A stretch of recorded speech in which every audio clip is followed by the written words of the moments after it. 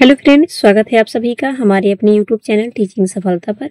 आज हम आपके लिए 2025 का मोस्ट इम्पॉर्टेंट करंट अफेयर्स लेके आई हूँ। इस पीडीएफ में आपको वन लाइनर 50 क्वेश्चन मिलेंगे।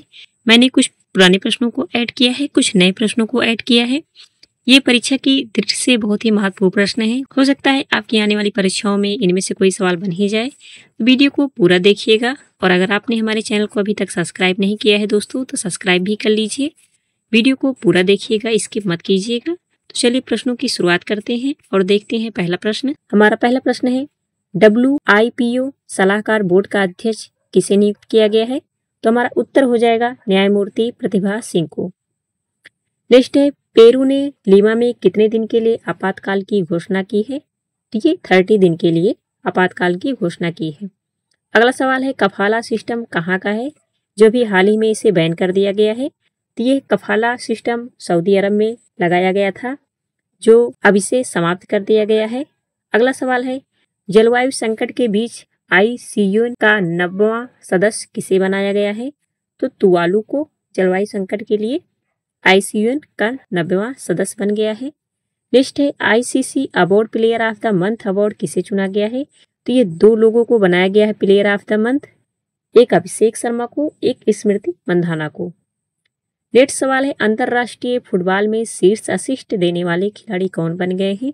तो उत्तर हो जाएगा लियोनेल मेसी को। नेक्स्ट सवाल है, वैश्विक स्थिरता का पुरस्कार जीतने वाले कौन है? तो उत्तर हो जाएगा काजीरंगा की जो निदेशक हैं सोनाली घोष को वैश्विक स्थिरता का पुरस्कार मिला है।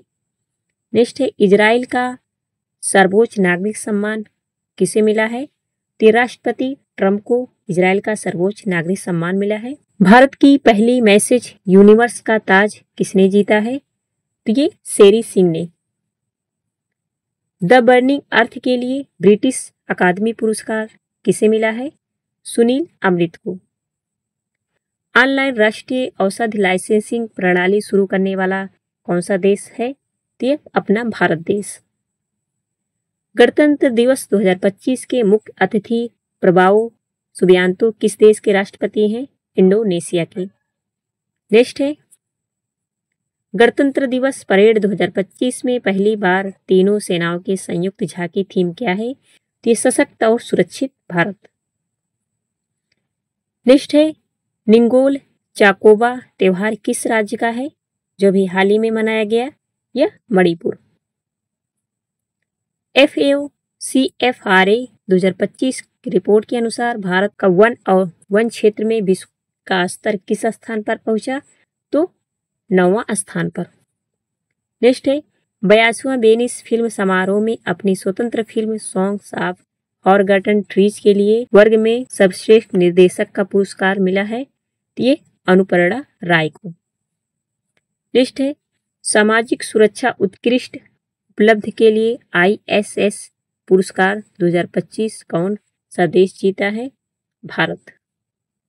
नेक्स्ट है, दादा साहब फाल्के पुरस्कार 2023 से सम्मानित किसे किया गया है? तो ये मलयालम सुपरस्टार जो मोहनलाल हैं उनको 2023 का दादा साहब फाल्के पुरस्कार से सम्मानित किया गया है। अगला सवाल है, मॉरिशस का सर्वोच्च नागरिक सम्मान पाने वाले भारतीय कौन बन गए हैं? तो PM नरेंद्र मोदी। लिस्बन में शहर की कुंजी से सम्मानित किस भारतीय को भारत और पुर्तगाल के संबंधों को मजबूत करने के लिए मिला है? तो ये राष्ट्रपति द्रौपदी मुर्मू को। त्रिनिदाद और टोबैको के सर्वोच्च नागरिक सम्मान से सम्मानित किया गया है। तो ये प्रधानमंत्री मोदी जी को। नेक्स्ट है, SCO के शिखर सम्मेलन 2025 किस देश में हुआ है? तो तियानजिन चीन में हुआ है।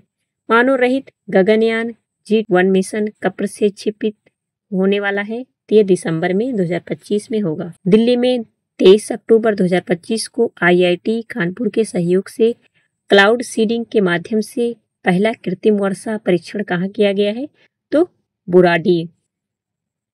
नेक्स्ट है, अक्टूबर 2025 में किस खिलाड़ी को प्रादेशिक सेवा में लेफ्टिनेंट कर्नल की मानद उपाधि से सम्मानित किया गया है? तो ये नीरज चोपड़ा को।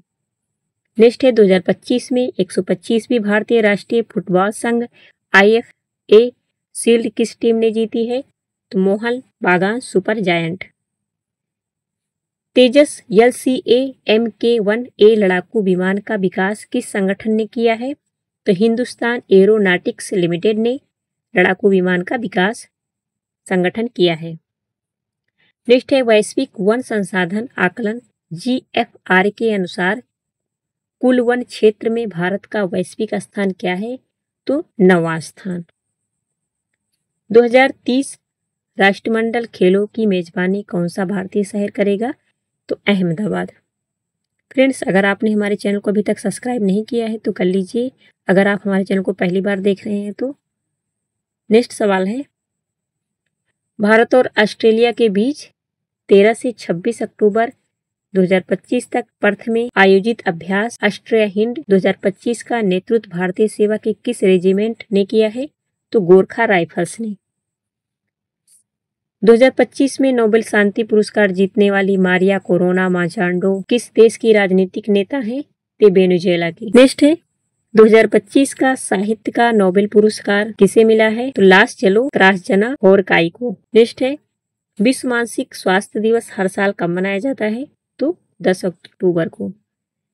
2025 का रसायन विज्ञान का नोबेल पुरस्कार किसे मिला है? तो 3 लोगों को मिला है, Susumu Kitagawa, Richard Robson, Omar M Yaghi. Next है अभ्यास कोंकण 2025 किन देशों के बीच एक द्विपक्षीय नौसैनिक अभ्यास हुआ है? तो भारत और यूनाइटेड किंगडम के बीच। नेक्स्ट है 2025 में गाजा के लिए 20 सूत्रीय शांति योजना का प्रस्ताव किसने रखा है? डोनाल्ड ट्रंप ने। भारतीय वायुसेना सितंबर 2025 में किसे दिग्गज लड़ाकू विमान को आधिकारिक तौर पर विदाई दिया गया है? तो MiG-21 को रिटायर कर दिया गया है चंडीगढ़ से, इसके स्थान पर तेजस लाया गया है। मोस्ट इंपॉर्टेंट प्रश्न है, 2025 को लद्दाख में राज्य का दर्जा और 6ठी अनुसूची में शामिल करने की मांग को लेकर हुए प्रदर्शन किस शहर में हिंसक हो गए? तो यह लेह में। नेक्स्ट है 10वां राष्ट्रीय आयुर्वेद दिवस कब मनाया गया? तो 23 सितंबर 2025 को। नई GST सुधारों जो 22 सितंबर 2025 से लागू की गई है, ये कितने स्लैब में है? तो 2 स्लैब में, एक 5% और एक 18%। नेक्स्ट है 21 सितंबर 2025 को मनाए गए अंतर्राष्ट्रीय शांति दिवस की थीम क्या है? इसकी थीम है अभी कार्य करें एक शांतिपूर्ण विश्व के लिए।